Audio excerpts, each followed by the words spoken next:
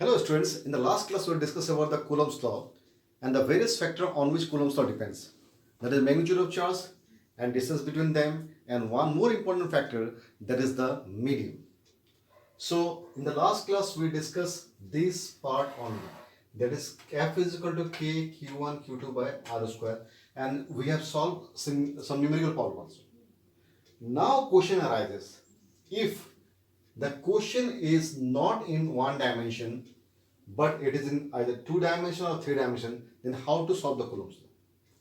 Just to see here in this question, this charge is minus 2 coulomb and the position coordinate of this particular, if you see the coordinate, it is 1 4 3, means one distance from x axis, 4 distance from y axis, and 3 distance from z axis, means somewhere here. So if you want to write down the position vector, so this is I cap, 4 j cap, and 3 k cap. I cap means x axis, j is unit vector of y, and k. Similarly, 4 microcoulomb, if you see this part, in a 4 microcoulomb, it is at the position 5 1 3. So this means 5 from I means x axis, 1 distance from j, and 3 distance from the k. It is somewhere here. It is in here. मतलब ये दोनों charge भले मैं board में draw किया है, लेकिन ये बोर्ड से बाहर यहाँ कहीं पे है और हमें निकालना एक दूसरे को फोर्स कितना अप्लाई कर रहा है. ए इसे फोर्स कितना अप्लाई कर रहा है, ए इसे फोर्स कितना अप्लाई कर रहा है. तो इसे सॉल्व करने के लिए force on minus 2s³ by 4ac या 4ac ऑन 2s³, अगर इस तरह का सम निकालना है तो हम इस फॉर्मूले को यूज नहीं कर सकते, क्योंकि इस फॉर्मूले में केवल इतना बताया कि फोर्स कितना लग रहा है, किस डायरेक्शन में लग रहा है, ये बताया नहीं गया. तो इसको जानने के लिए हमें vectors form of Coulomb's law जानना जरूरी है. ठीक है. अब हम क्या करते हैं कि मान लीजिए दो चार्जेस है Q1 एंड Q2, और इसका ओरिजिन से इस Q1 का जो पोजीशन वेक्टर है ये R1 है. R1 is the position vector, ये इसका पोजीशन शो कर रहा है, और ये R2 इसका पोजीशन शो कर रहा है. जिस तरह से यहां पे पोजीशन वेक्टर क्या था, I1 4j प्लस 3k, ये हमने क्लास 11 में पढ़ चुके थे. ये बता रहा है डिस्टेंस कितना है, 1 distance from x axis, 4 distance from the y, and 3 from the z. Sorry. Similarly R2 है पोजीशन वेक्टर दिस वन. अब अगर मान लो ये दोनों सेम चार्जेस हैं, तो 1 इसे फोर्स अप्लाई करेगा इस साइड में, इसे फोर्स अप्लाई करेगा इस साइड, 2 भी इसे फोर्स अप्लाई करेगा इस साइड. तो सबसे पहले हम निकाल देते हैं फोर्स कितना अप्लाई करेगा. केस 1, मान लीजिए for time being force on 2 due to 1, मतलब नंबर 2 चार्ज में किसने फोर्स अप्लाई किया, 1 अप्लाई किया. पहले सेपरेट निकाल दे दोनों को. तो इसे लिखेंगे force on 2 due to 1. Formula क्या था, K Q1 Q2 by R. यहां तक सेम है. अब R मतलब यहां से यहां डिस्टेंस, तो हमें एक यूनिट वेक्टर लाना पड़ेगा, क्योंकि ये पूरा पार्ट क्या बन चुका है, मैग्नीट्यूड. ये पूरा मैग्नीट्यूड पार्ट है, तो इसके साथ हमें क्या लेना पड़ेगा, डायरेक्शन. तो इसका डायरेक्शन किधर पॉइंट कर रहा है. अब ध्यान दीजिए, सिंपल तरीका है कि जिस पॉइंट को मैं दिखा रहा हूं, इट इज फ्रॉम 2 to 1, 2 की तरफ है. This is the position unit vector, और ये जो R है, R को कैसे लिख सकते हैं, इतना डिस्टेंस है. ठीक है. So it is vector 2 1, vector 2 1, इनका मैग्नीट्यूड. मतलब अगर मान लीजिए ए डायरेक्शन कोई I मान लीजिए 5I अगर होता, 5I होता, तो यहाँ 5 मैग्नीट्यूड और I इसका डायरेक्शन हो जाता. तो यहां पे हमें केवल मैग्नीट्यूड पार्ट लेना है, तो हम क्या करें, यहां मॉड्यूलस इसका स्क्वायर कर देते हैं. ठीक है. अब यूनिट वेक्टर को हम ऐसा भी लिख सकते हैं, unit vector is equal to what, vector divide by magnitude vector, ये हम लिख सकते हैं. तो इसको हम चेंज करते, रिप्लेस करते हैं इन टर्म्स ऑफ, ऐसे जरा देख लीजिए, अगर R21 को हम वेक्टर R21 मॉडुलस लिखो. अब ये दोनों मोड है, this is number only distance है. ठीक है. तो ये क्या होगा, R³ हो जाएगा. लेकिन इनका पोजीशन कोऑर्डिनेट कितना है, ये होगा डिस्प्लेसमेंट वेक्टर, ये पोजीशन हो गया, ये होगा डिस्प्लेसमेंट. तो हमें जब निकालना है इस पॉइंट पे ध्यान दीजिएगा, हमने पढ़ा था वेक्टर्स ऑफ ट्रायंगल एडिशन में कि आप सिंपल ऐसा ड्रॉ करिए and this continuous vector, this is resultant, ठीक है। तो यहां पे R1 प्लस R21 और इसे क्लोज करिए यहां पे इस R2, this resultant. So R21 is equal to R2 minus R1। कहने का मतलब है अगर आपको वेक्टर निकालना है, simple position vector of that point minus position vector of R1, position vector of 2, position vector R2, ठीक है। अगर मैं इस चीज को यहां पुट कर देता हूं इस जगह पे, ठीक है, तो हमें ए वाला पोर्शन मिल जाएगा और ये तो मैग्नीट्यूड रहेगा। ये हमारा बन गया इक्वेशन नंबर 2। इसे अगर मैं मान लेता तो ए बन जाता मेरा इक्वेशन नंबर 2। अब आ जाइए, ए इसे फोर्स अप्लाई कर रहा है, means force on 1 due to 2। तो इसका यूनिट वेक्टर किधर होगा, उस साइड की ओर, इट इज R1 2, इसका यूनिट वेक्टर ऐसा हो गया, ठीक है। मैग्नीट्यूड कैसा होगा, R1 2, ये पॉइंट कर रहा है इस साइड की ओर, ठीक है। तो हमारा कूलम्स, तो देखिए जरा, यहां पे मैंने वेक्टर साइन यूज नहीं किया, यहां वेक्टर साइन यूज किया, ठीक है। This is a vector form. तो ए वाला मैग्नीट्यूड हो गया और ये डायरेक्शन, तो हमारा ए वाला मैग्नीट्यूड होना पड़ेगा। तो k, k1, k2 और ये जो डिस्प्लेसमेंट वेक्टर कितना है R21, उसका मैग्नीट्यूड का स्क्वायर, ताकि एक कूलम्स से मिल सके वहां से, and it is unit vector R21। Similarly जो पहले क्या था हम लोगों ने, unit vector is equal to vector divide by magnitude of vector, इस पुट यहां पुट कर देंगे। सो R21, ये R21 यहां पे क्यूब बन जाएगा। सिमिलरली अगर मुझे इसका पोजीशन वेक्टर निकालना है, इसका, इस पॉइंट का, तो simply position vector of R1 divide minus this one. तो अगर ऐसा करते हैं, पोजीशन वेक्टर ऑफ R1 जैसे कंटिन्यू कर सकते हैं, R2 plus this one equal to this one. So R12 is equal to R2 minus R1, sorry R1 minus R2, अगर इसको करोगे, क्लियर। अब मैं इसे यहां पुट करता हूं, ठीक है, ए वाला पोर्शन। अब जरा ध्यान से देखिए, मैंने नेक्स्ट लाइन में क्या किया, जस्ट को इंटरचेंज किया और यहां माइनस पुट कर दिया। तो देखिए ए जो वाला पार्ट है, this part is what, similar to 2, that is we can say from 2 मान सकते हैं। तो यहां पे देखिए A21 है, A12 है, 12 या 21, ए केवल मैग्नीट्यूड है, मतलब अगर मान लीजिए यहां से यहां तक 5 सेंटीमीटर है, तो ए दिखा रहा है सपोज 5 सेंटीमीटर टुवर्ड्स आई मान लीजिए, ए टुवर्ड्स जे मान लीजिए, लेकिन अल्टीमेट इसका डिस्टेंस कितना है, 5 सेंटीमीटर ये। तो यहां पे R12 R21 के दोनों सेम रहेगा। तो ए पूरे को मैं रिप्लेस कर सकता हूं R21 से, ठीक है। तो इससे पता चलता है कि F12 equal to minus R21। यहां से क्या समझ में आया हमें, means force F21 means force applied on 2 due to 1 is equal in magnitude but opposite in direction. मतलब यहां न्यूटन थर्ड लॉ के बारे में हूं, ऐसा लग रहा है, मीन्स ये इधर फोर्स अप्लाई कर रहा है, force F21 and this F12, they are acting equal and opposite. तो अब हम इस कंडीशन को लेके इस प्रॉब्लम को सॉल्व करेंगे, ठीक है। हमने कूलम्स तो डिस्कस कर लिया वेक्टर फॉर्म, अभी हम एक न्यूमेरिकल प्रॉब्लम सॉल्व करते हैं based on the Coulomb's law. So we have a charge minus Q1 which is minus 2 coulomb and Q2 which is 4 coulomb. इनका पोजीशन कोऑर्डिनेट है 1 4 3, मतलब 1 distance from x axis, 4 distance from y axis and 3 distance from z axis, यहां कहीं यहाँ पे है।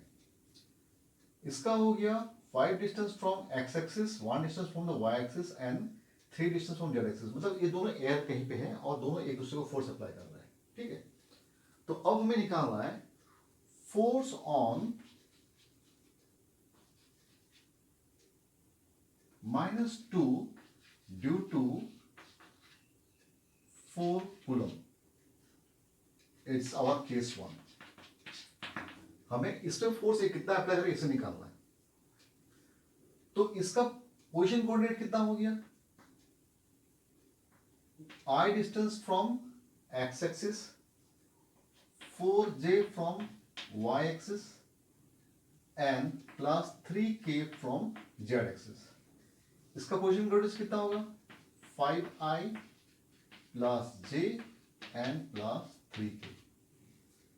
हमने factor form में पढ़ा था कि यानी अब फोर्स कहाँ अप्लाई कर रहे हैं? 1 में अप्लाई कर रहे हैं. कौन अप्लाई कर रहा है? 2 अप्लाई कर रहे हैं.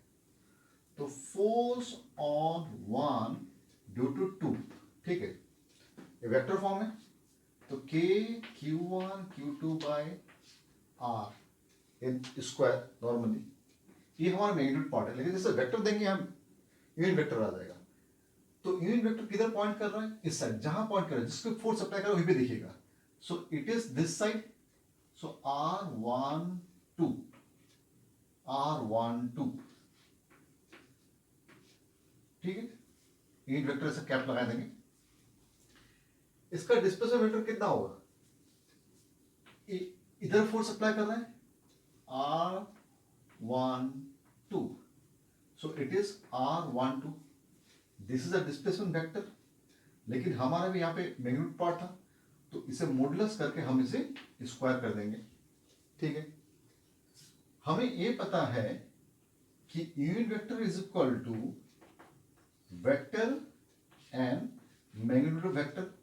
तो वेक्टर 1 2 1 2 मैग्नीट्यूड वेक्टर होगी. तो हम इसको रिप्लेस करते हैं इसमें.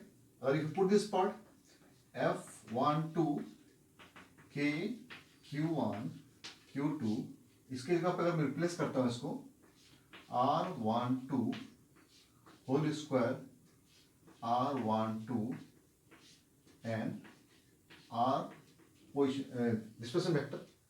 तो ये भी मैग्नीट्यूड हो गया. तो अल्टीमेटली मतलब अगर मैं देखो ये डिस्टेंस मान लीजिए 5i है, तो अगर जैसे मैं मॉडुलस लूंगा it is only the 5, only magnitude part. तो इसको कितना हो गया? f(r12) k q1 q2 by r12 magnitude q and r12. अब हम इसका वैल्यू पुट करना होगा. उसके पहले देखिए r12 है क्या. तो हम वेक्टर में जानते हैं कि from triangle of vector addition this two are the continuous vector, this is resultant. So this is r2, this is r12 and this one is r1.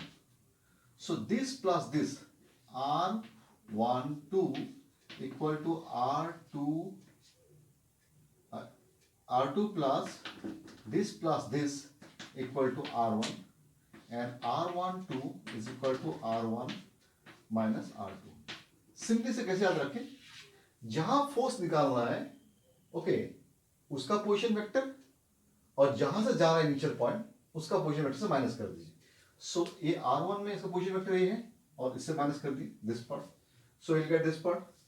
So f12 is equal to k q1 q2 by, यहां पे हम लिख सकते हैं r12 this one, clear, and this is a r12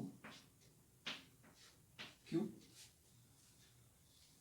अब वहां से value देख लीजिए, इसे कितना होगा r1 and r2 means I have to find this value, clear. इसे मुझे निकालना है r12. तो r1 कितना है?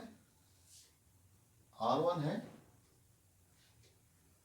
i cap plus 4j cap plus 3k cap, उसके बाद माइनस इसे लेते हैं 5i cap plus j cap plus 3k cap हो गया. So if you solve you will get a minus 4i and plus j and this is 0. So this is r12. अगर हम इसका मैग्नीट्यूड पार्ट लेते हैं, so this will be nothing but the minus 4i square plus 3j square, clear.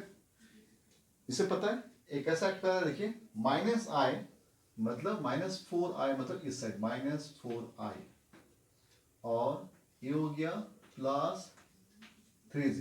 तो resultant ऐसा होगा। इसे हम जानते हैं, इस तरह रिजल्टेंट निकालने के लिए फोर्स क्या था, F is equal to F1 plus F2 square plus twice F1 F2 cos theta root over. इसका मतलब दोनों वेक्टर हो गया F1 F2, तो इनके बीच का एंगल कितना 90, तो cos 90 क्या होगा 0 हो गया। So leave it that part. तो मैग्नीट्यूड कितना हो गया, तो ये कितना हो गया 4 का स्क्वायर, 4 का स्क्वायर 16, 3 का स्क्वायर 9 एंड 25, 25 का रूट कितना हो गया 5। ठीक है, देयरफॉर F12 इक्वल टू, अब हम k का वैल्यू पुट करते हैं, k कितना है 9 इंटू ये कितना हो गया sign -2, 9 into 10 power -9 to 10 power 9, and what is Q1? It is a -2 coulomb, and what is Q2? It is a 4 coulomb, and what is this value? This is nothing but the this part, इसे क्या हम लोग ने इसे क्या लिया था, it is a R1 minus R2। तो R1 और R2 का वैल्यू क्या हो जाएगा, it is -4i plus 3j, this part will come, नीचे क्या आ जाएगा 5, इसके जगह 5, अब 5 का क्यूब क्या हो जाएगा 125। F12 is equal to 9, this is 72 10 to 9, it is 125, and this is a -4i plus 3j newton. ये इतना फोर्स अप्लाई करेगा कौन, द फोर्स बाय 4/2। तो अगर मुझे निकालने दिया कि 1/2, इसे हम कैसे निकालेंगे, मतलब फोर्स ऑन 2 ड्यू टू 1। तो आप सिंपल याद रखिएगा कि हम लोग ने कूलम्ब्स में पढ़ा था कि this force and this force are what, nothing but they are equal and opposite. So this is your task, you have to finish this part. I am giving the hint that I calculate this value 1 2 and you have to find out this value, and I am giving the hint that these two are equal and opposite, but you follow this part। अगर ये करने के बाद एक बार revision हो जाए आप कर पाओगे। So I hope you have cleared this coulombs। तो हम नेक्स्ट क्लास में और भी न्यूमेरिकल प्रॉब्लम सॉल्व करेंगे। Okay, thank you.